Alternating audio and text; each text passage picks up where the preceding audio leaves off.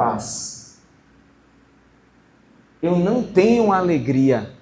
Eu não tenho algo que elas muitas vezes não sabem dizer, expressar, e nós sabemos o que é. E esse algo se chama a pessoa de Cristo, porque o coração humano foi feito para a comunhão com Deus. Diga para o seu irmão, o teu coração, ele foi feito para a comunhão com Deus. Amém? Então, nós vivemos hoje uma grande crise espiritual. Uma crise grandiosa. Por quê? A gente vive um fenômeno curioso no mundo moderno. Nunca houve tanta busca por espiritualidade. Está aí destacado. Lá em Feira de Santana, tem crescido muito a busca de adolescentes e jovens na Umbanda. Crescendo absurdamente. Muito. Porque nós estamos vivendo em um período de grande crise. E você pode dizer assim, pastor Mariano, mas que crise seria essa? Uma crise a qual eu quero trazer para o nosso contexto, amém ou não amém? Que crise seria essa? De que nós, que hoje temos clareza, entendimento de que fomos criados pelo Senhor, de que somos seres espirituais, não temos nos portado de acordo com aquilo que Ele deixou como revelação da palavra.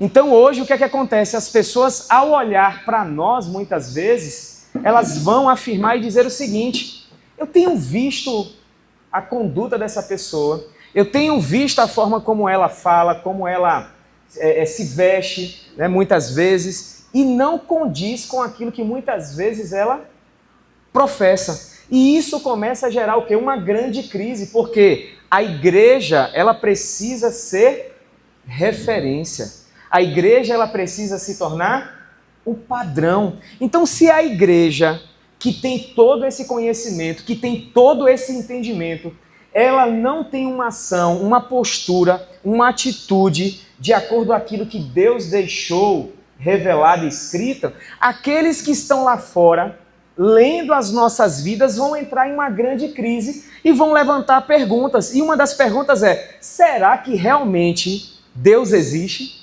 Será que realmente Deus ele transforma a vida de pessoas? Será que realmente o que Cristo exerceu é verdadeiro? Então, nós estamos vivendo em um período onde as pessoas estão buscando por espiritualidade. Mas também, nesse momento, há uma grande confusão espiritual. Por quê? A gente percebe muita espiritualidade sem Deus. A gente percebe muita espiritualidade sem verdade. A gente percebe muita espiritualidade sem transformação. Então, o mundo moderno, ele gosta da palavra espiritualidade, mas rejeita a palavra arrependimento. Você pode perceber que as pessoas, elas amam muitas vezes falar assim para mim, para você: nossa, você tem algo diferente. Parece que você tem uma aura diferente. Parece que você tem... Eu vou contextualizar, tá? Parece que tem um santo em você que te faz alguém diferente. Ela não sabe expressar, porque ela aprendeu da seguinte forma: mas eu e você sabemos que aquilo que está em nós é muito maior do que aquilo que está no mundo, que é a presença transformadora de Cristo no coração de todos os cristãos. Então eu e você, meus irmãos, a partir do momento em que temos entendimento do que é uma espiritualidade real com Deus, uma espiritualidade real com verdade, uma espiritualidade real com transformação, nós temos uma grande responsabilidade. Então, nós muitas vezes queremos as experiências espirituais, mas não queremos mudança de vida. É o maior anseio dessa geração. Essa geração, ela quer sentir. Essa geração é a geração que tem sido mais influenciada pela dopamina. Ela quer em todo tempo que o seu corpo sinta. E isso é tão interessante que nós estamos medindo muitas vezes pregações, cultos, momentos de louvor, pelo que nós sentimos. E quando a gente sente, qual é a nossa colocação muitas vezes? Nossa, Deus estava naquele culto hoje. Olha que pastor Olha que palavra! Mas no dia em que eu e você não sentimos, qual é a nossa colocação muitas vezes? Meu Deus do céu, que culto ruim, viu? Rapaz, que pastor sem unção. Meu Deus, que aula ruim, que aula sem graça.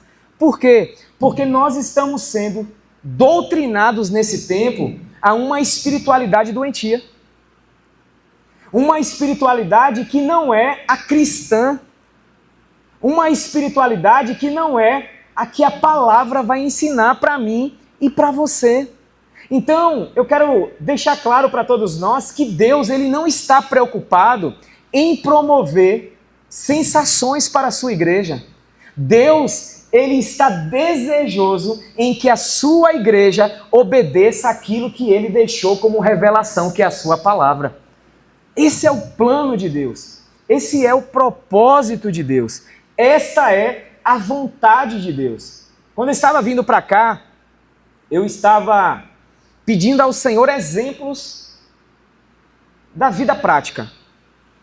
E eu tenho um exemplo para dar para vocês, para que a gente possa entender mais ainda uma espiritualidade saudável e uma espiritualidade totalmente deturpada.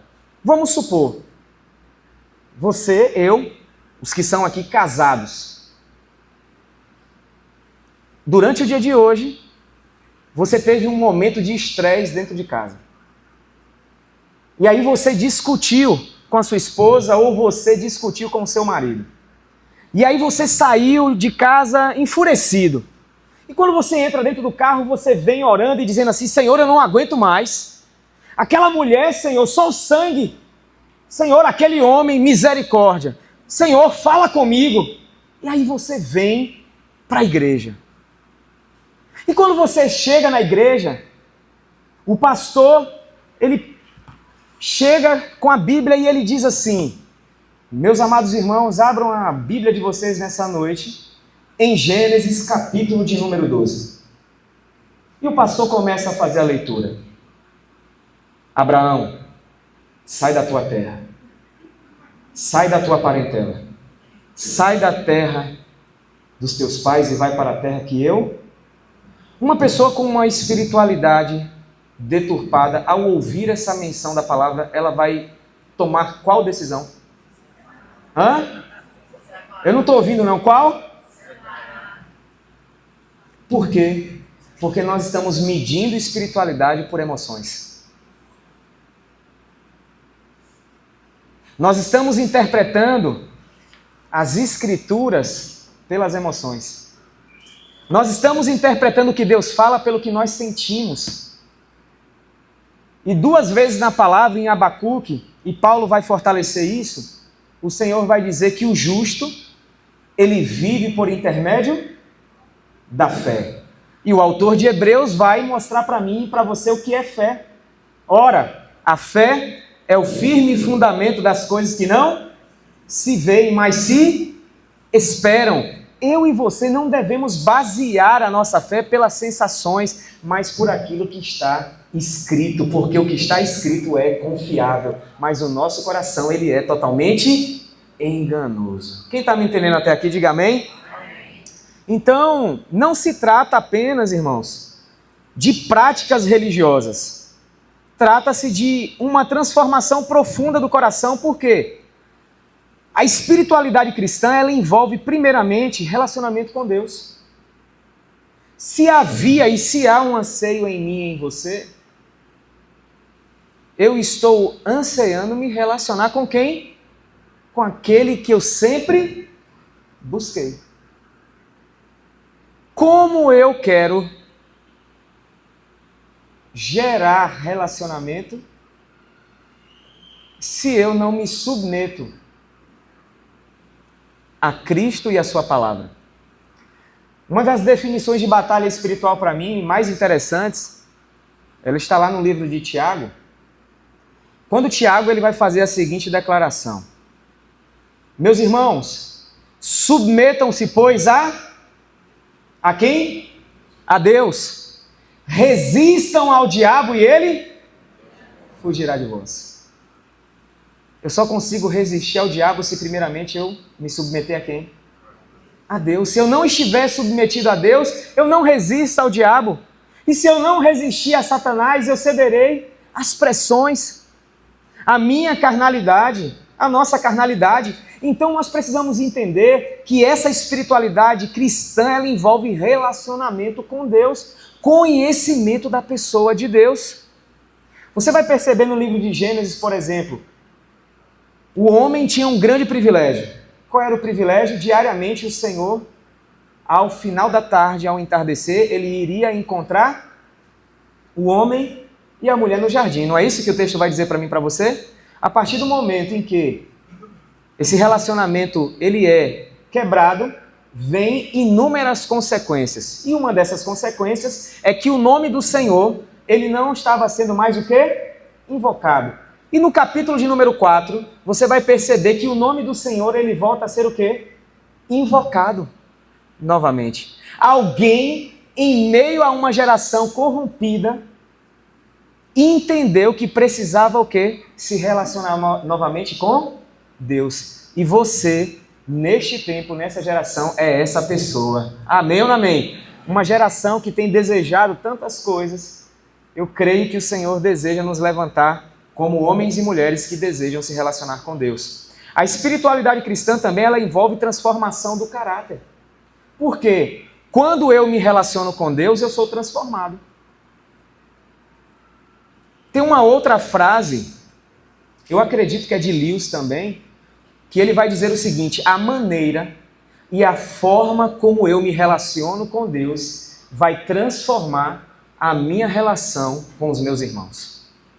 Então, por exemplo, às vezes a pessoa diz assim: eu estou orando, a minha vida é uma vida de oração, eu só vivo no monte orando, eu só vivo no monte buscando a Deus. Mas, em contrapartida, o tratamento dessa pessoa com o seu marido é um tratamento grosseiro, com a sua esposa é um tratamento grosseiro, com os seus filhos, com as pessoas que estão ao seu redor.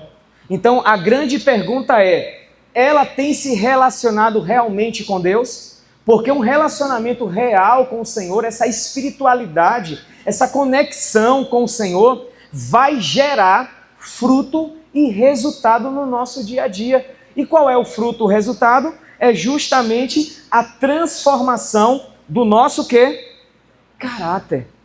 A nossa vida ela vai ser mudada e nós iremos ouvir a frase que praticamente todos nós já ouvimos aqui. Às vezes a gente nem precisa falar que somos cristãos e alguém diz assim: você é crente? Quem já ouviu essa frase aí? Aí a gente fala assim, bem acanhado sou. Por que não? Porque você tem um jeito diferente. Vou dar um exemplo para você. Certa feita, meu pai estava com uma suspeita de câncer de próstata. E eu saí em vários lugares lá em Feira de Santana para tentar viabilizar uma cirurgia para meu pai. Cheguei em um determinado hospital público e os médicos, infelizmente, falaram o seguinte: olha, não cobre, vocês têm que pagar por fora. Até aí, ok, tudo bem. Aí um amigo, um irmão da igreja falou assim: pastor, volta lá e procura tal pessoa. Eu voltei, fui procurar. O médico que havia me dito isso, quando me viu no corredor, ele deu um grito público: o que é que você está fazendo aqui? Eu já falei para você o que é necessário, de maneira bem grossa, de uma maneira bem ríspida. Então, eu tenho um temperamento forte. Naquele momento, a minha carne estremeceu e por dentro eu só tinha uma vontade: corresponder. Mas quanto mais ele gritava, mais manso eu permanecia. E eu vi que havia um homem me observando. Aquele médico saiu e eu abaixei minha cabeça e chorei. E de repente aquele homem que estava me observando, ele veio até a mim e falou bem assim: pastor Mariano,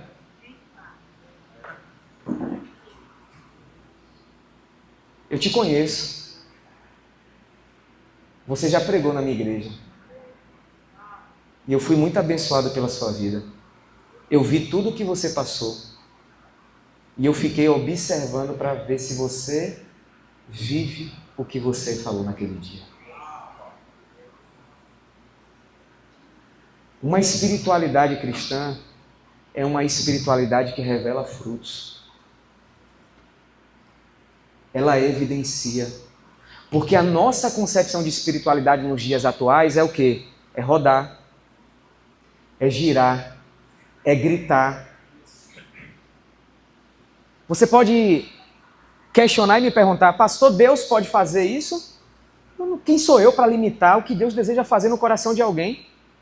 E Deus, acredito eu, que Ele vai manifestar o seu poder também mediante ao temperamento e ao jeito de cada um. Tem pessoas aqui que a ação de Deus vindo como uma brisa suave é suficiente para aquela pessoa dizer assim, uau, que poder. Mas tem gente que Deus vai dizer assim, eu vou tremer você. Tá tudo bem. Só que nós estamos formatando a ação de Deus de que maneira? Só é Deus quando há barulho, só é Deus quando há grito, só é Deus quando há choro. Meus irmãos, nós precisamos entender que é Deus quando essa pessoa vive aquilo que ela recebeu no ambiente que ela estava inserida. Porque nós podemos manifestar a espiritualidade aqui falando em línguas, mas lá fora usarmos a nossa boca como fofoqueiros, divisores, aqueles que semeiam contenda. E isso revela que não há uma espiritualidade saudável, pelo contrário. Há uma espiritualidade deturpada, uma espiritualidade apenas de aparência, porque a verdadeira, ela transforma o nosso caráter. A espiritualidade cristã também, ela envolve uma vida orientada pelo Espírito. O que é que Paulo vai dizer lá em Gálatas, irmãos? No capítulo de número 5. Ele vai trazer clareza para todos nós nesse sentido, de que nós devemos andar a partir do momento em que fomos encontrados e achados por Cristo. De que maneira? Governados e guiados por quem? Pelo quem? Espírito. Sermos guiados, governados por Ele. Ele vai dizer no capítulo 5, verso 16. Eu digo porém, Gálatas 5,16. Andem no Espírito e jamais vocês irão satisfazer as suas paixões carnais. Porque a carne, ela luta, ela milita contra o Espírito. E o Espírito contra a carne, porque ambos são opostos entre si. Para que vocês não façam o que porventura seja do vosso querer. A partir desse momento nós somos guiados. A palavra guiado no original é controlado. No original é governado. Ou seja, não sou eu mais que governo a minha vida, não sou eu mais que controlo a minha vida, mas a partir de agora quem controla a minha vida é Cristo, por meio do seu Espírito. E Paulo vai fazer uma das analogias mais profundas dizendo, a partir de agora eu me tornei escravo. Eu tenho um dono. E é esse dono que dita as regras da minha vida. Por que nós precisamos da lei, irmãos? Por causa da nossa pecaminosidade. A lei, ela tem uma função, apenas revelar e mostrar a corrupção do nosso coração. Só que agora, o Espírito habita dentro de nós.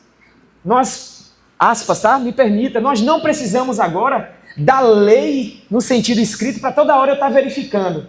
Por quê? Porque o Senhor habita em mim e o seu Espírito, Ele intercede, Ele orienta, Ele me santifica, Ele me instrui, Ele vai falando conosco em todo tempo dizendo, ei, não é bem assim. A palavra diz isso. Então todo cristão precisa ter uma vida orientada pelo Espírito. Então para que você possa fortalecer, diga para o seu irmão aí, a espiritualidade cristã, ela envolve relacionamento com Deus, transformação do caráter e vida orientada pelo Espírito. Amém? Então, ela não se limita a momentos espirituais, porque ela afeta pensamentos, emoções, decisões, relacionamentos e hábitos diários. Crente tem uma mania maravilhosa. Dividir a sua vida em duas. Exemplo. O meu trabalho secular. Eu queria ter tempo para trabalhar na igreja. Meu irmão, não existe trabalho secular para quem está em Cristo. Todo trabalho glorifica a Deus. A vida do crente é única. Charles Spurgeon vai dizer isso. Ele vai dizer que não há mais distinção para nós. A nossa vida agora ela é uma só. É de Cristo, é de Deus. Então, se você trabalha aqui, por exemplo, como segurança, você é segurança para glorificar a Deus. Se você é professor, você dá aula para a glória de Deus. Você precisa entender, por exemplo, Deus entregou funções específicas para a edificação do corpo, como pastores, evangelistas, profetas, e nós muitas vezes dividimos. Eu sou professor, então eu não sou tão bom como o pastor é. Deus confiou responsabilidades diferentes. Nós precisamos entender que a espiritualidade cristã faz com que a nossa vida ela seja um todo para o Senhor. Então, se eu estou lavando o prato, eu estou lavando o prato para a glória de Deus. Eu sugiro a você uma leitura de um livreto. Eu acho que ele não tem 20 páginas. Você encontra aí no Google, ou você encontra até no YouTube a narração do irmão Laurence, em francês. O nome é Presença de Deus. Ele vai mostrar para mim e para você que essa espiritualidade cristã, que ela é saudável. Tudo que a gente faz, a gente está glorificando a Deus. Então você está vindo aqui, você está aqui nessa noite, você está aqui sendo capacitado, formado, você precisa internalizar. Não é algo carnal, físico, é algo que vai glorificar a Deus. Quando você sair daqui, você se debruçar em uma leitura, você está glorificando a Deus. Nós precisamos parar de dividir a nossa vida. Está treinando, está malhando, você está glorificando a Deus, porque nós em todo tempo estamos o quê? Revelando quem Deus ele é. Você está entendendo? Amém ou não amém? Então se a gente chega e diz assim, não, eu estou numa academia, como é que eu vou revelar a Deus? Você vai perder a oportunidade de apresentar o Evangelho. Quando você entende que essa vida é única, você vai ver alguém levantando um peso. Quem treina aqui? Quem já viu alguém na academia colocando um peso que não suporta? Alguém já viu? Você pode o quê? Chegar ali educadamente e dizer, todo ser humano carrega um peso e que ele não suporta. Aí você pode dizer, se eu posso te ajudar, ajuda e coloca um peso mais leve e diz assim, Cristo fez isso por mim e por você. Porque a espiritualidade saudável vê Cristo em tudo, não vê Cristo apenas no culto, na igreja, nos domingos, está desfrutando da presença de Deus diariamente. Porque a espiritualidade cristã, irmãos, é a consciência diária de que eu estou na presença de Cristo. Foi tomar banho no rio, você está na presença de Cristo. Foi comer aquela tilápia, como é que ainda não comia desossada, é que o pessoal fala aqui? Ou, né, tem uma tilápia que eu vejo aí o pessoal postando. Você está glorificando a Cristo. Porque a gente tem muitas vezes essa dicotomia. E a vida do cristão, ela é única. Vamos lá. Então, a espiritualidade... Acho que pulou algum aqui do que eu... Aqui... Já pulou aqui. É esse aqui. Formação do caráter aqui. Então, a espiritualidade como formação do caráter. Um dos maiores equívocos modernos é pensar que espiritualidade é sentir coisas espirituais, como eu citei. Mas na Bíblia, a espiritualidade é a transformação moral e espiritual. O Evangelho, ele está acima do moralismo, embora ele tenha um conteúdo moral, sim ou não? E muita gente interpreta o Evangelho como moralismo. Eu acho lindo que quando o Senhor, ele chegou no momento certo da história, a palavra Evangelho significa boa notícia. O Evangelho era anunciado quando um rei nascia, quando um imperador nascia. O Evangelho era anunciado quando a tropa ganhava uma batalha militar. E quando Cristo chega, Essa palavra é usada para dizer: o Rei verdadeiro chegou. Diga glória a Deus por isso. O verdadeiro Senhor está presente nessa terra. E aquele que venceu a batalha, que destruiu o poder do pecado, está no meio de nós. A espiritualidade cristã é transformação moral e espiritual. Por que espiritual? Porque nós estávamos mortos. Olha o que Paulo vai dizer aí em Efésios 2. Estou lembrando aqui de textos e a gente vai. Ele vos deu vida, estando vocês mortos. Mas mortos em quê? Nos vossos delitos e pecados, nos quais vocês andavam em outros tempos, segundo o curso deste mundo. Segundo o príncipe da potestade do ar, do espírito que agora atua nos filhos da desobediência, entre os quais também todos nós andamos em um momento, segundo as inclinações da nossa carne, fazendo a vontade da carne, dos pensamentos, e éramos, por natureza, filhos da ira, como também os demais. Mas Deus, sendo rico em misericórdia, por causa do seu grande amor com que nos amou, e estando nós mortos em nossos delitos, Cristo nos deu vida juntamente nele, pela graça dele nós somos salvos. Amém? Então nós estávamos mortos, éramos espiritualmente mortos, mas agora nós estamos vivos por causa de Cristo. Então é uma transformação moral e espiritual. Eu citei aqui, uma pessoa pode falar em línguas, ter experiências espirituais, sentir fortes emoções, mas ela pode ainda ter um coração cheio de quê? Orgulho, inveja, amargura, arrogância. E isso mostra que experiência espiritual não é maturidade espiritual. Diga para quem está do seu lado: experiência espiritual não é maturidade espiritual. Só que a gente, como a igreja de Corinto, a gente gosta, né, de enfatizar. A igreja de Corinto, irmãos, era a igreja mais usada por Deus nos dons. Era uma igreja que eu acredito que todos nós iríamos querer estar. Mas em contrapartida foi a igreja mais problemática. A igreja que mais tinha divisão, briga, contenda, rixa. Por quê? Eles estavam vivendo freneticamente em função dos dons. E aconteceu um desequilíbrio. Porque eles olhavam e diziam assim: importante é ser usado por Deus. E é o que nós muitas vezes pensamos. Só que o Senhor está mostrando para mim e para você que uma espiritualidade cristã, ela é saudável quando nós estamos amadurecendo. Quando nós estamos atingindo níveis de maturidade. Então a verdadeira espiritualidade, ela forma o caráter de Cristo. Faça uma avaliação. Quem você era antes de Cristo? Quem você era um ano depois com Cristo, 2 anos, 3 anos? Eu me lembro que no início da minha conversão, com 14 anos de idade, na época tinha telefone fixo em casa, e aí ligaram lá para casa e era cobrança. E eu atendi o telefone.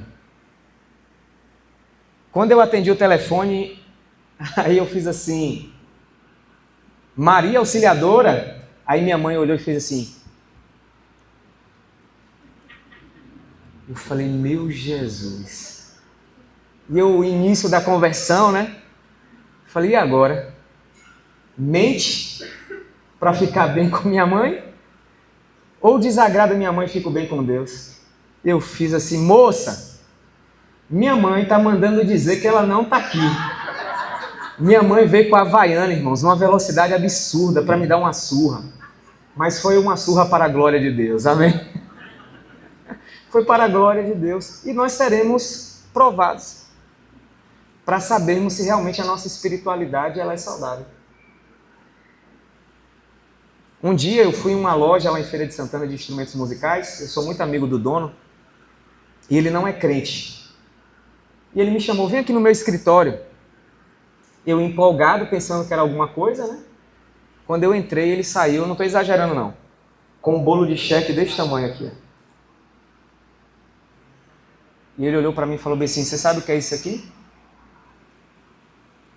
Tudo de igreja. devolvido. Eu fiquei morto.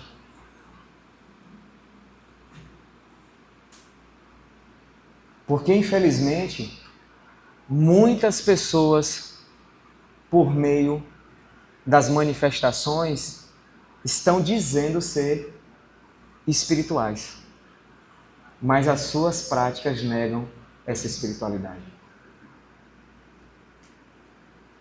É por isso que essa matéria ela é importante, porque ela confronta nós. Ela confronta o meu coração e o seu coração, para que a gente faça uma investigação à luz da palavra, por meio do Espírito Santo, para sabermos se hoje nós estamos realmente vivendo uma espiritualidade saudável ou não, se realmente tivemos um encontro com Cristo ou não, se há uma transformação verdadeira e genuína em mim e você ou não. Então, a verdadeira espiritualidade, ela forma o caráter de Cristo na nossa vida. Então, o objetivo é justamente trazer clareza nesse sentido. A experiência espiritual não é maturidade. Não é maturidade. É maravilhoso. É bom sentir. Quem concorda comigo aqui? É bom. Não é ruim. Mas as nossas atitudes vão evidenciar se aquilo que a gente sentiu foi realmente Deus ou as nossas emoções, a nossa carne. Vou conceder a honra primeiro às mulheres e eu passo para você lá. Já chegamos aí. Se alguém puder me ajudar a ir levando aqui, porque a gente está gravando aqui para não... Para quem é? É, irmã, aqui e depois o... Vocês pegam leve comigo aí, pelo amor de Deus, viu? Boa noite. E falando da experiência, eu acredito que quando a gente prega para o consequentemente a gente vai ver essas experiências. E eu acredito assim, que o importante dessas experiências é que elas tragam a maturidade espiritual. Mas que elas, consequentemente, elas não são a maturidade espiritual, mas através dessas experiências, quando a gente adquire mais sabedoria aos pés de Cristo, dentro da palavra, a gente consegue se tornar mais sábio, né? Ter mais inteligência espiritual. E aí, assim, diante disso, a gente consegue trazer maturidade. Maravilha, maravilha, ótimo. E fortalecendo, né? Eu não estou aqui isentando não ter experiências, tá? Pelo contrário, eu estou aqui fortalecendo que nós muitas vezes priorizamos a experiência, só que a experiência ela precisa estar submetida também ao quê? Ao crivo de quê? De quê? Então vou dar um exemplo. Cadê o pastor Marcos? Está aí, não tá? Vou citar você como exemplo, viu, meu amigo? Se Deus dá uma visão para pastor Marcos e diz assim: Deus me falou que hoje toda a comunidade da família vai ter que entrar na água do Rio São Francisco, mas antes de entrar na água, Deus deu um sinal profético. Todo mundo vai ter que arrancar um pedaço de mato e comer. Você vai fazer? Mas é pastor Marcos. É o que eu estou tentando trazer de maneira clara para nós, é que nós muitas vezes estamos colocando a experiência acima da palavra de Deus. E essa experiência, muitas vezes, ela não provoca a verdadeira mudança. E ela é importante. Todos nós precisamos ter experiência. Deus vai nos proporcionar isso, amém? Eu já vivi inúmeras, eu sei que muitos de vocês viveram e possivelmente estão vivendo. Mas o que nós não devemos é o quê? Inverter a ordem. A experiência, ela precisa nos levar para Cristo. Ela precisa gerar transformação. E, infelizmente, hoje, a gente está vivendo em um tempo de muito o quê? Sincretismo. E a maioria, muitas vezes hoje, são experiências que não estão nos levando para onde? Para Cristo. Mas para a nossa própria concepção, a nossa própria ideia. Então, essa matéria é provocativa. Ela faz com que a gente venha avaliar realmente, porque você indagar e questionar uma experiência de alguém é algo muito desafiador. Vou dar outro exemplo, vou passar para você já, viu, meu irmão? Eu trabalhava na TIM, e aí uma das minhas amigas lá, de função, ela um dia chegou e falou assim para mim: Mariano, foi uma mulher lá na igreja dar um testemunho. A mulher foi 10 vezes no inferno e voltou. Aí eu falei, essa mulher gostou. Das duas, uma. Das duas, uma. Ela só foi no inferno, ela só tinha ido no inferno. E aí eu, conversando com ela, fui mostrando para ela o evangelho, o que é que a palavra dizia. Sabe o que é que ela falou comigo? Eu prefiro acreditar na minha experiência e no que ela está dizendo. Esse é o grande desafio dos nossos dias atuais.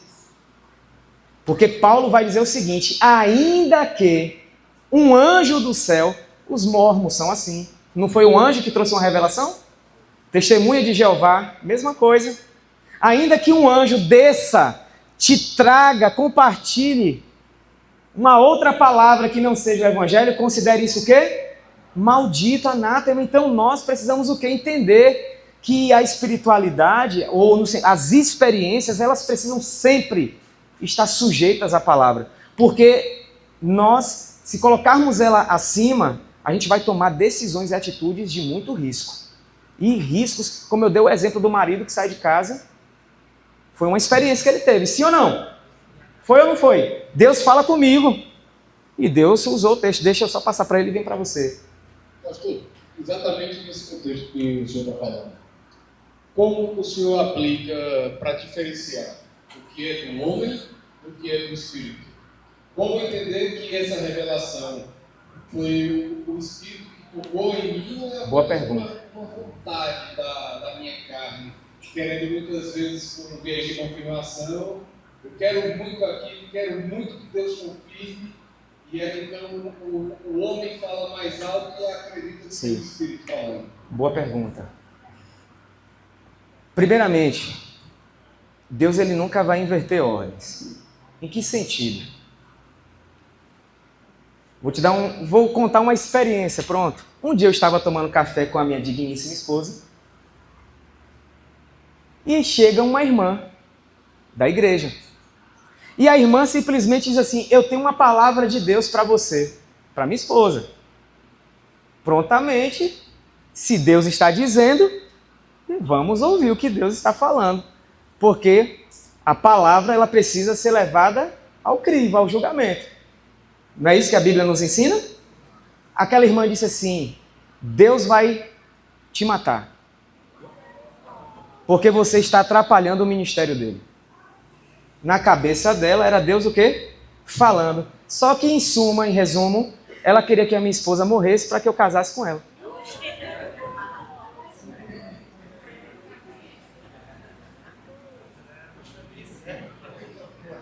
Tem acontecido isso.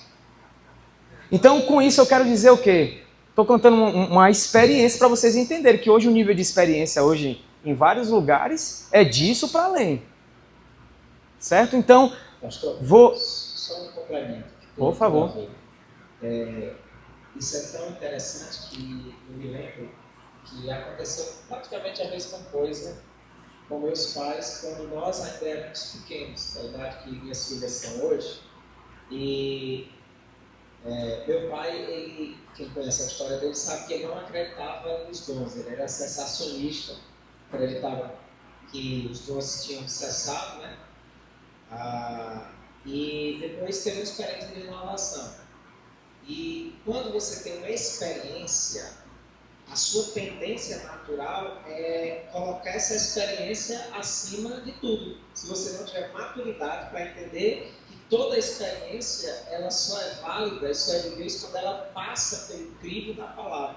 É o que o pastor está falando, porque a Bíblia diz que Satanás ele também pode, ele também faz, ele também usa pessoas com experiencialismo para que as pessoas acreditem. Por isso que há bruxaria, por isso que há tantas coisas que parecem ser milagres, parecem ser de Deus, mas não são. Até dentro da igreja, muitas vezes. E aí, meu pai foi para uma reunião de oração com uma mulher que todo mundo dizia que era uma profetisa, e levou minha mãe. Quando chegaram lá, a primeira coisa que essa mulher fez foi apontar para minha mãe e dizer assim, olha, você tem colocado seus filhos como empecilho para o seu ministério, nós éramos pequenos. Empecilho para o ministério que Deus tem na vida do seu esposo. E se você não consertar isso hoje, Deus vai te colocar prostrado numa cama. E uma coisa que minha mãe nunca fez foi colocar eu e meu irmão como empecilho. Tanto que quando eu tinha 1 mês de idade, meu pai teve um acidente de moto, e meu pai comigo atrás, minha mãe carregando, porque estava indo fazer um batismo, ou seja, uma moto chovendo com a criança de 1 mês. E aí minha mãe ficou muito atribulada com aquilo, porque ela também ainda não tinha experiências, estava começando a ter experiências. Só que o que eles fizeram? Quando chegaram em casa, minha mãe olhou e disse assim: meu amor, o que você acha sobre isso? Meu pai disse: eu acho que não tem nada a ver, o Espírito Santo que habita em nós não confirma. Aí ele falou: então vamos orar? Vamos orar. E ali os dois se ajoelharam e fizeram uma oração do Senhor. Minha mãe disse que não conseguiu dormir, ficou perturbada literalmente. E aí disse: Senhor, se for de ti mesmo, prova o meu coração e me faz entender. Se não for, mostra pra gente que era Espírito de engano. Uma semana depois, essa mesma profetisa estava vindo de um local de viagem e capotou o carro e teve um problema na coluna e ela ficou de cadeira de rodas. Meu Deus. Então, uma semana depois, essa mulher ela foi hospitalizada e nunca mais caminhou. E aí, ali foi mais do que uma prova cabal de que, na verdade, não era Deus. Então, é sempre, só confirmando isso, passar primeiro pelo crivo da palavra, porque o Espírito Santo que habita em você, ele é o mesmo que habita naquela pessoa. Não pode o Espírito Santo falar algumas coisas. Contradição, né? Ser contraditório. Né? Mais um exemplo, vou responder ainda, vou chegar lá. Então, assim, Deus não inverte a ordem. Em que sentido? Mandando alguém primeiramente falar com você. Ele fala com você primeiramente. E aquilo que ele está falando com você é testificado na palavra. Então, por exemplo, eu estou aqui hoje porque Deus falou comigo. A partir do momento em que Deus falou comigo que iria me tirar da cidade que eu morava, aí o que é que Deus começou a fazer? Usar pessoas para sinalizar que realmente havia sido Ele que tinha falado. E aí ele começou também a sinalizar literalmente. E isso foi gerando o quê? Paz. Por quê? Um exemplo, Deus ele não vai contradizer a sua própria palavra. É como, vou trazer o exemplo do casamento novamente. Deus odeia o divórcio. Não é isso que a Bíblia nos ensina? Então vamos supor, tem cristãos que já estão no 4º casamento. E tem cristãos que afirmam que foi Deus que mandou separar para estar no 4º casamento. Aí, um exemplo, Deus vai mandar essa pessoa se divorciar e ser contrário àquilo que ele revelou na palavra? Então a gente precisa levar o critério ao crivo da palavra de Deus. Por exemplo, tem um texto muitas vezes que a gente distorce muito, que é o Salmos 37. O Salmos 37, ele vai mostrar para mim e para você que nós não devemos ter inveja dos ímpios. Nós não devemos desejar a vida daqueles que não conhecem a Deus. E aí o verso que todo mundo ama e gosta de colocar no carro adesivo: descansa no Senhor e Ele satisfará, Ele realizará os desejos do teu coração. Se Deus te der tudo que teu coração quer, você estaria aqui hoje? Se Deus desse um sim para tudo que você ora, vamos supor que Deus decretasse hoje: tudo que você orar eu vou dar um sim. Ai, Senhor, eu não aguento mais esse marido. Deus leva o marido. Não aguento mais esses filhos, bagunça da casa. A minha pequena, todo mundo já viu que ela é um raio, e eu amo ela ser um raio. Eu prefiro 1000 vezes. Porque Esté ficou 21 dias dentro de uma UTI, com os pulmões tomados por uma bactéria de uma pneumonia. Eu chegava em casa, a casa estava toda limpa, organizada. Sabe o que eu fazia? Chorava. E eu dizia para Deus: eu quero a bagunça de volta. Eu não vou mais reclamar da bagunça dela, Senhor. Então, assim, descansar, a gente vai estar tão alinhado com Deus, o nosso relacionamento com Deus, que o próprio Deus vai gerar em nós o desejo que está nele. E isso vai acontecer, isso vai fluir. Você consegue perceber? Aquilo que está no Senhor vai ser o quê? Enraizado, porque é um relacionamento. Porque a oração, a nossa concepção de oração é só falar. Gente, oração é um diálogo. Você gosta de... Eu falei isso sábado aqui para os imersos. Você gosta de conversar com alguém que não te deixa falar?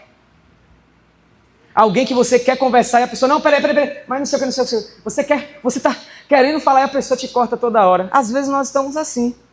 Deus está falando, às vezes, fica quietinho, descansa, eu quero falar com você, você está... Calma. Ele vai sinalizar. Então nós precisamos entender isso, que mediante a todo esse cenário, Deus ele vai falar ao nosso coração e vai testificar para que a gente viva o que Ele deseja. Entendeu?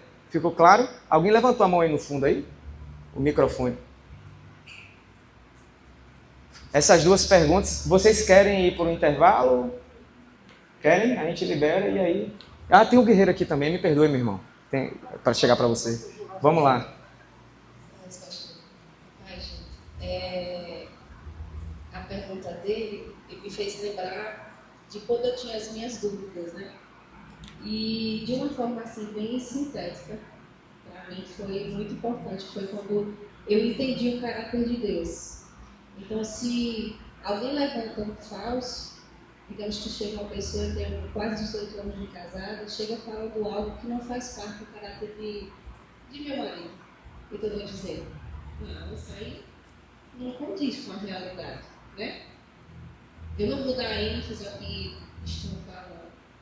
E quando a gente conhece o caráter de Deus, a gente vai saber se aquilo está ou não alinhado com a sua palavra. Porque Deus ele é imutável. E eu achei importante falar isso porque fica uma forma bem simplória, né?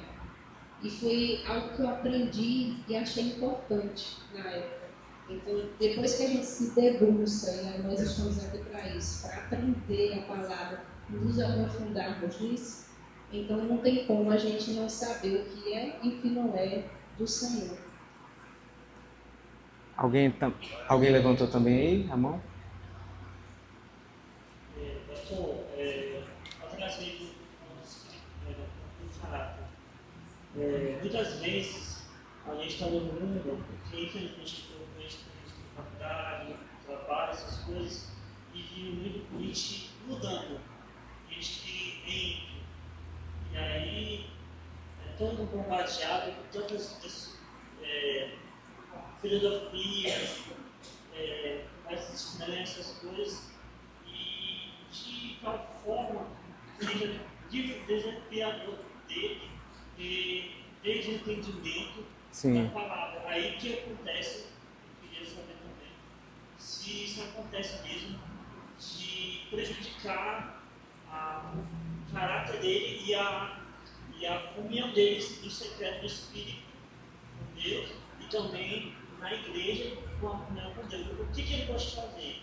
Ele tem que estar mais perto com Cristo, junto com os irmãos em Cristo, porque assim, segundo os estudiosos falam que aí somos semelhantes a 5 pessoas que andam conosco.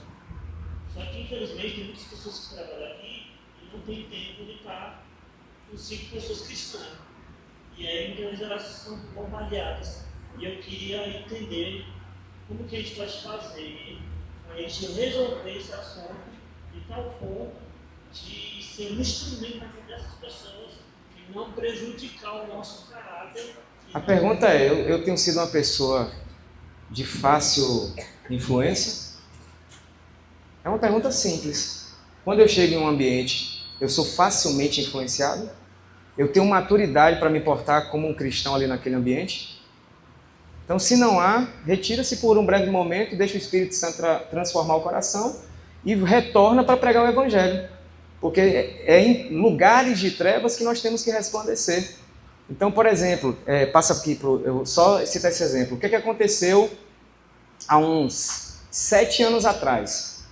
Eu estava organizando uma conferência de adolescentes e jovens lá na nossa igreja e convidei uma pessoa muito próxima a mim para pregar. E aí a pessoa pregando, tranquilo.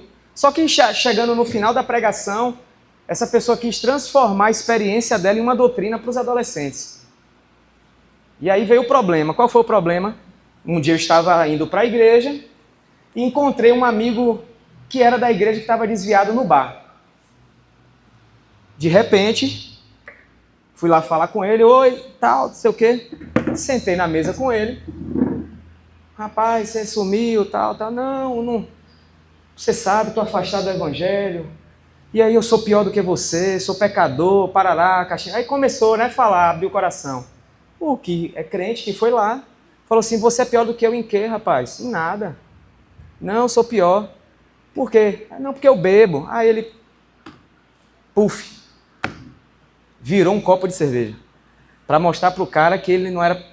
Isso, 350 adolescentes dentro da igreja. Vocês acham que quando acabasse o culto, uma boa parte ia fazer o quê? Amigo meu. Minha espinha dorsal gelou. Minha esposa me conhece, apertou minha mão na hora. Tu vai fazer o quê? Eu falei, pode deixar. Não tem problema nenhum. Eu perco o amigo, mas não perco Jesus. Fecha a porta da igreja e não sai ninguém. Aquele clima de tensão na igreja. Todo esse testemunho nós rejeitamos e não serve para nós.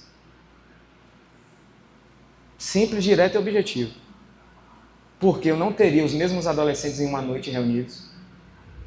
Isso poderia acabar com a espiritualidade deles, que a gente estava construindo por meio da palavra. Então a gente precisa entender que essa espiritualidade que é cristã e é saudável, haverá momentos que a gente tem que ser firme. E muitas vezes as pessoas não vão entender essa firmeza. Inegociável, ok? Pastor, na verdade, honesto. Já fugi um pouco dessa assim, da nossa tratado lá atrás, mas o irmão falou sobre como a gente distribuir o que é se tratar e tratar. Hoje o que acontece muito nas igrejas, que eu percebo, muitas igrejas, aliás, muitas profeta de profetizar o golpe. Pessoas da época, eu chegar aqui no meio dessas pessoas aqui, eu queria, antes do intervalo, dar um recadinho sobre Fecha, o Arma. já fica aqui. Você fica aqui. Sim. Se não tiver ninguém aqui, acontecer sou eu. E outros tipos de profetada, né, que a gente chama assim. Alguém está passando por um casamento, outras coisas a mais. Então a gente tem que ter muito cuidado nisso e quando, para a gente distinguir realmente se é do espírito ou se é da carne, é só analisar, né, consultar as escrituras. Sim. E aí é um exemplo muito prático que você deu aí, foi sobre o pastor Matos, no meio caminho. Não vou fazer isso não, pode ficar tranquilo, tá? Pastor, a primeira pergunta que eu faria era onde isso está na Bíblia? Está baseado em quê? Porque na aula de submissão e autoridade, o pastor Ronei falou sobre isso, né? A gente tem que respeitar a autoridade do pastor, mas não deve se submeter a ordens abusivas. Com certeza. Com certeza. Com certeza. Então, esse primeiro momento aqui, claro para vocês, o pastor Marco quer dar um aviso importante aqui, e logo após a gente tem um momento de intervalo. Pessoal, boa noite, tudo bem? Vocês estão bem? Amém? Amém. Deve ser bem rápido mesmo. Mas primeiro, quero parabenizar vocês pela decisão de estarem aqui. Eu sei que é muito desafiador. Uma segunda-feira, cheio de coisas para fazer, você tirar um tempo para poder estar aqui e em um período que ele passa rápido, mas ele não é curto, dá tempo de cansar, não é verdade? Porque a ciência diz que quando você escuta alguém por mais de 40 a 50 minutos, você já começa. Então, o que eu quero dizer? Primeiro, nós vamos sempre tentar ser o mais dinâmico possível, nós vamos sempre tentar dar oportunidade para você participar, falar, porque isso promove a construção do conhecimento, é uma das características que nós conversamos. Existem cursos por aí que você, como aluno, não pode perguntar, você não pode falar. Se você quiser, você fala com o professor no final. Isso ajuda até a aula fluir, mas não propicia a construção coletiva do conhecimento. Então, nós acreditamos muito nisso. E eu quero rapidamente falar sobre algumas regras para que nós possamos valorizar o tempo de vocês e vocês possam valorizar o nosso tempo. Amém? Então, nós não queremos que você venha para cá e saia daqui numa segunda-feira, 10 horas da noite, pensando assim, poxa, que perda de tempo.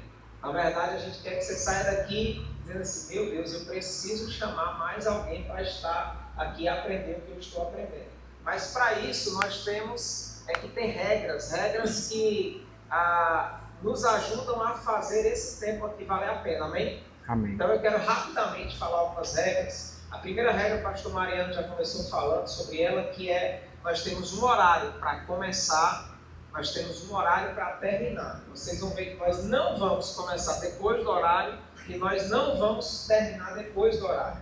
E a gente sempre tem um intervalo de 15 minutos para que você possa pegar um fôlego, tomar uma água, fazer uma conversa, se for o caso, fazer um lanche, enfim, mas é rápido para que você possa voltar. Então, a nossa aula, ela se inicia às 19h30 pontualmente. Você pode, se puder, né, caso você possa, chegar mais cedo, se você quer conversar com alguém, quer resolver alguma coisa, 19 horas a gente já vai estar um ambiente aqui para te receber. Mas 19h30 pontualmente nós começamos e 22 horas nós encerramos. O que isso significa? É que a pontualidade é parte da formação ministerial. Amém, queridos? Amém. O aluno que não consegue chegar na hora, se comprometer em um horário, essa pessoa ela tem uma falha de caráter que precisa ser tratada e a gente vai tratar aqui. Amém? Amém. Então, você precisa chegar na hora. É lógico, a gente sabe que há casos e casos, que há dias que você pode ter algum problema familiar, um compromisso de trabalho, tudo isso a gente entende, ok? Mas a regra é chegar na hora. E para isso você tem uma frequência mínima de 66%. O que é isso? Cada disciplina vai ser, a não ser que algo excepcional também aconteça, mas em média são 3 segundas-feiras. Não é isso, pastor Mariano? 3 segundas-feiras. Então, nós temos, embora pareça muito tempo, é até a última semana de novembro, para a quantidade de conteúdo que a gente tem para passar, o tempo é curto. Então, são 3 segundas-feiras uma disciplina. A cada 3 segundas-feiras, a gente está encerrando a disciplina e começando outra disciplina, ok? E para isso, significa que você pode, no máximo, faltar uma segunda-feira. Se das 3 você falta 2, por motivo que não esteja justificativa, plausível, você já foi reprovado por falta, mesmo que você tire 10 nas avaliações. Pastor, quais são as faltas justificadas? Falta mediante atestado médico, ou seja, eu estava doente, eu tenho um atestado médico, ou mediante uma declaração de trabalho. Para quem é empregado, eu tenho uma declaração que eu estava trabalhando, eu estava viajando, eu estava... Não adianta você dizer, hoje eu não vou porque minha unha encravou. Por exemplo, tá bom? Então, pastor, e quando eu não puder vir em momentos justificados? Em todos os momentos, na verdade, você vai receber a gravação da nossa aula. As aulas serão gravadas e disponibilizadas para você. Amém, gente? Mas você precisa justificar. Conduta e postura. O que nós esperamos? Rapidamente, respeito à liderança, aos professores, participação ativa nas aulas, postura de honra e de maturidade e uso responsável do celular durante a aula. A gente não vai impedir que você esteja com o seu celular. Mas se você vier para cá para ficar no WhatsApp, eu digo para você, é melhor você ficar em casa, você está perdendo tempo, porque ninguém absorve por osmose. A gente só absorve se a gente observar, ok? Então você pode ficar com o seu celular, você pode ler a Bíblia pelo celular, enfim, às vezes mais uso responsável do celular. Pode perguntar. Não tem. Não, gente. Sem problemas. Mas chegou, glória a Deus. Então, você não pode ser cobrado de algo que você não for orientado previamente. Confere comigo? Hoje é a nossa primeira aula. Então, isso eu estou falando no geral, porque eu sei que ninguém sabia disso. Mas a gente vai, inclusive, entregar um documento no grupo para vocês e pegar um termo de responsabilidade, um termo de compromisso onde vocês assinam, dizendo, olha, nós nos comprometemos. E isso a gente está fazendo para quê? Para que você possa aproveitar o máximo desse tempo que você vai dedicar aqui. Amém? Amém. Então, o que vestimenta? Preste atenção nisso. roupa discreta, adequada, vestimenta alinhada com os princípios cristãos. Pastor, o que não é permitido? Roupa sensual, roupa provocativa, não é permitido. Short. Ah, pastor, é religiosidade. Não é religiosidade. Tá bom? A gente não tem nenhum problema de você usar short. Você pode usar short. Mas nós estamos num ambiente acadêmico, amém? Amém. Ok? Então, venha de calça, de preferência calçada, a não ser que você esteja com um problema no pé que não possa calçar, mas de preferência não venha de chinelo. E vestimentas adequadas ao ambiente acadêmico e ministerial. Nós não vamos permitir que durante as aulas você se alimente aqui dentro. Por quê? O irmão chegou com fome do trabalho. Aí o outro bonitinho vem e abre aquela coxinha, né? Aquele negócio, aquele café. Olha o cheiro do café subindo agora aí. Tem gente que... Aí você, já era, irmão. Você não vai se concentrar mais de forma alguma. É ou não é? Então, você tem um tempo antes, você tem um tempo no intervalo, você tem um tempo depois para se alimentar. Dentro da sala, não, por favor, até porque suja. No outro dia, cedinho, a gente tem aula aqui. Esse ambiente é um ambiente que os alunos da escola da família também usam. E nós não temos zeladora entre as 10 da noite e 6 da manhã, amém, gente? Nós só temos gente que limpe de 6 da manhã para frente.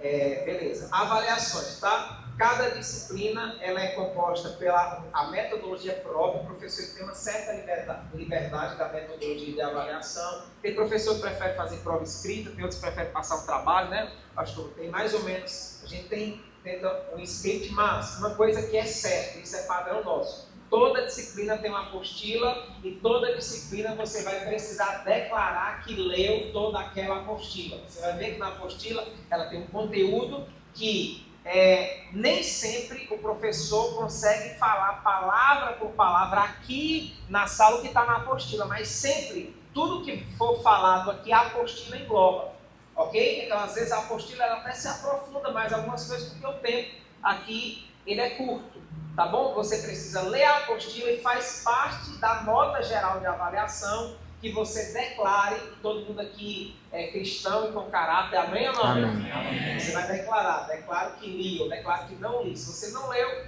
você já perdeu uma nota que você poderia ganhar. E todo professor, ele vai indicar leituras complementares. Então, o pastor Mariano já indicou aqui um livreto que eu já até achei que ele tem, acho que pelo tempo já disponível, né, gratuitamente na internet. Depois a gente coloca lá que o livreto, está aqui o nome dele. O nome dele é assim, ó. A prática da presença de Deus, a melhor regra da vida santa. Não é isso? Do irmão Lawrence. Então, aqui é só para você, a gente vai disponibilizar. E aí, às vezes, o professor vai dizer, olha, livro tal, você precisa ler. Nós vamos tentar só indicar algo que realmente seja extremamente fundamental, esse é o nosso compromisso, e sempre tentar que a gente tenha disponível caso você queira adquirir, ok? Pronto. Então, sempre a avaliação baseada no conteúdo ministrado. Outra regra importante, eu quero que você entenda bem essa regra e estou finalizando agora. Prova, presta atenção, quando houver avaliação, caso você não venha na data da avaliação e não apresente um dos motivos justificados, um atestado, declaração de trabalho, viagem, alguma coisa assim, se você precisar fazer segunda prova por falta injustificada, você vai ter que pagar uma taxa simbólica, mas para que você tenha compromisso com isso. Por que estou falando isso? Em anos anteriores, acontecia de a pessoa não estudava direito e ela chegava e dizia, não vou fazer hoje não. Aí olha o trabalho para a secretaria marcar uma nova data para essa pessoa fazer. Então, a avaliação, você já sabe com antecedência, tem um conteúdo. Se chegou na data, você não pode fazer, se for por motivo justificado, não tem problema. Vai ser marcada a segunda chamada, você vai fazer sem nenhum custo. Agora, não vi, não dei satisfação, não apresentei nada. Caso você queira fazer para ser aprovada a disciplina, você vai pagar uma taxa para fazer essa avaliação, para que você... a gente cria uma cultura de autorresponsabilidade e de compromisso. Amém, queridos? Amém. Ok? Pronto, é basicamente isso que eu queria falar nesses avisos iniciais. Quero dar as boas-vindas quem veio hoje pela primeira vez. Eu sei que algumas pessoas estavam aqui na nossa aula, que não foi uma aula, foi só um momento de apresentação. Quem estava aqui na segunda-feira passada? Levanta a mão. Bastante gente, agora baixa. Quem está aqui hoje pela primeira vez, é o primeiro dia? Também muita gente. Também bastante gente, né? Acho que uns 40% aí. Coisa boa. Então, é isso. Agora é exatamente 20h58 pelo meu 58. relógio, né? A gente volta. Que horas? Deixa arredonda. Então, 21h15. 21h15, né? Então a gente retoma às 21h15. Se alguém precisar, estou aqui à disposição. Se quiser fazer alguma pergunta, o pastor Mariano está aqui à disposição, algum comentário. Pastor, quero aproveitar para fazer a minha matrícula, saber mais informações. Você pode falar lá aqui comigo ou com Marla, que está ali, vai ser a nossa secretária. Sempre Marla vai estar à disposição para aquilo que vocês precisarem. E nós temos um grupo onde a gente também sempre mantém vocês informados, ok? Então, 21h15 nós retomamos aqui para dar continuidade.